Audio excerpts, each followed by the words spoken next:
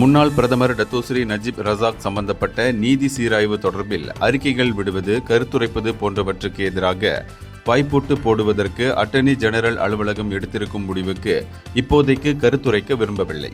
இன்னொரு நாள் அது குறித்து பேசுவதாக அம்னோ தேசிய தலைவர் Datuk Seri doctor Ahmad Zahid Hamidi கூறினார். பாங்கியில் ரிஸ்டா களப்பணி அதிகாரிகள் மாநாட்டை அதிகாரப்பூர்வமாக தொடக்கி வைத்த பின்னர் செய்தியாளர்களிடம் பேசிய துணை பிரதமருமான ஜைட் அமீடி, இது குறித்து அட்டர்னி ஜெனரல் அலுவலகம் செய்திருக்கும் மனு தொடர்பில் அம்னோ கலந்து பேசியிருக்கிறதா அல்லது திட்டமிட்டிருக்கிறதா என்ற கேள்விக்கு இன்னொரு நாள் இதற்கு பதில் சொல்கிறேன் என்றார். வீட்டுக் காவலில் வைக்கப்படுவதற்கான கூடுதல் உத்தரவை சுற்றியிருக்கும் விவகாரங்களை எந்தவொரு தரப்பும் பேசக்கூடாது, கருத்து தெரிவிக்கக்கூடாது ஆகியவற்றை தடுக்கும் வகையில் வாய்ப்பூட்டு போடுவதற்கான நீதிமன்ற உத்தரவுக்கு அட்டர்னி ஜெனரல் அலுவலகம் கடந்த திங்கட்கிழமை ஒரு மனுவை சமர்ப்பித்தது.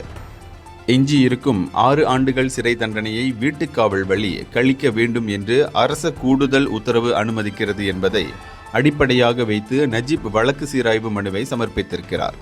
இந்த வழக்கின் உணர்ச்சிமிக்க தன்மைகளை அடிப்படையாக வைத்து வாய்ப்பூட்டுக்கான தீர்மானம் சமர்ப்பிக்கப்பட்டிருப்பதாக அட்டர்னி ஜெனரல் அலுவலகத்தில் சிவில் பிரிவு துணைத் தலைவர் ஷம்சுல் போல் அசான் தெரிவித்தார்.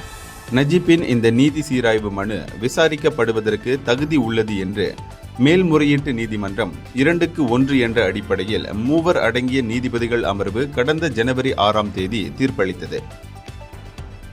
இந்தியர்களின் இதய குரல் மக்களோசை.